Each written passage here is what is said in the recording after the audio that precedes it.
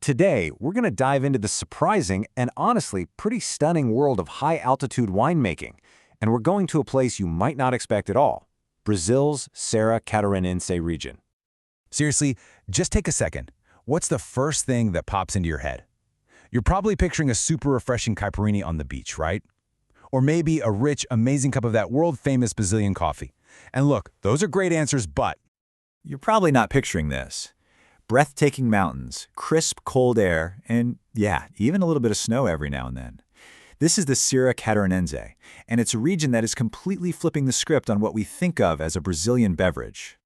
And this isn't just some kind of novelty act, it's a legit, up-and-coming fine wine region.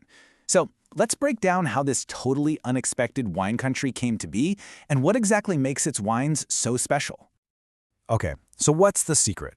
It all comes down to what the locals call terroir de altitude, or high-altitude terroir. It's this one-of-a-kind mix of things. You've got the elevation, way up there between 900 and 1,400 meters. You've got a genuinely cold climate, and these unique volcanic soils. That combination is the engine that drives these incredible wines. But here's the thing. While this unique terroir is an amazing gift, it's also a huge challenge. I mean, making wine here is a constant battle against the elements. It is not for the faint of heart.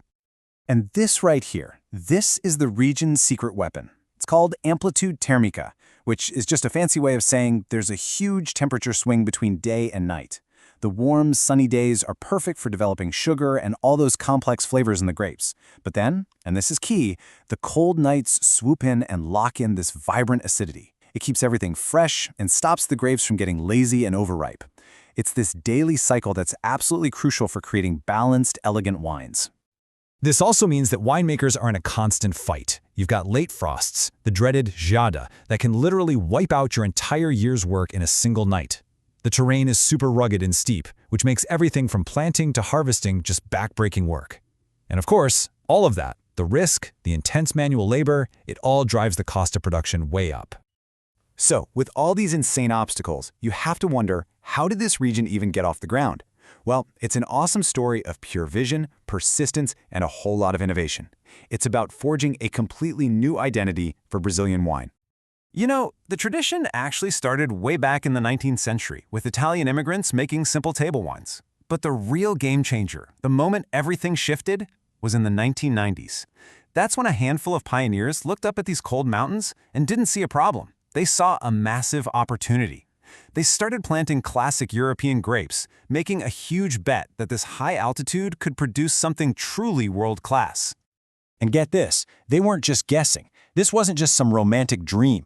This huge leap forward was powered by some serious research from institutions like EPAGR and the Federal University of Santa Catarina. They were the ones providing the hard data, the technical know-how about which grapes would actually survive here and what specific farming techniques were needed for this extreme climate.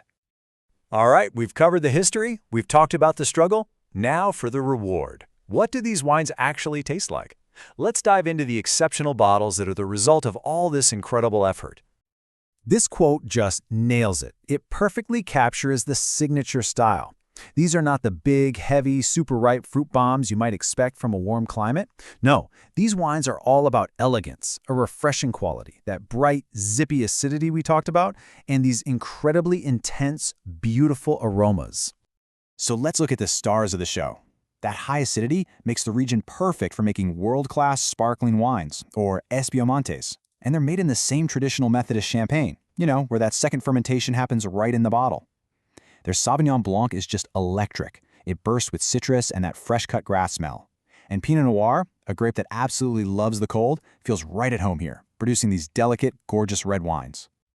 You can really see a theme running through all the grapes they grow here, can't you? Whether it's Chardonnay, Merlot, or Pinot Noir, the style consistently leans towards that freshness, that minerality and elegance over just raw power. It's a clear signature. But the story doesn't end when you pull the cork. The rise of winemaking here has totally transformed the Serra Catarinense into this vibrant tourist destination. It's created a whole ecosystem around the wine. Wine tourism, or enoturismo, is a huge deal there now.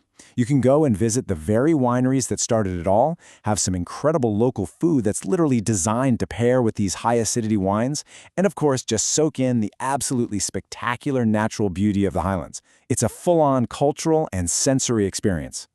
So at the end of the day, the Serra Catarinense has successfully carved out its own unique identity.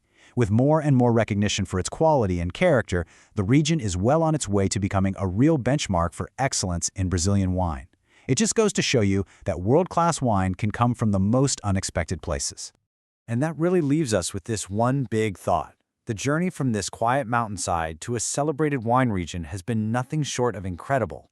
But looking ahead, the question remains, could Brazil's coldest mountains, against all odds, be the source of its next truly great, globally recognized wine? You know, based on everything we've seen, the answer feels like a resounding yes.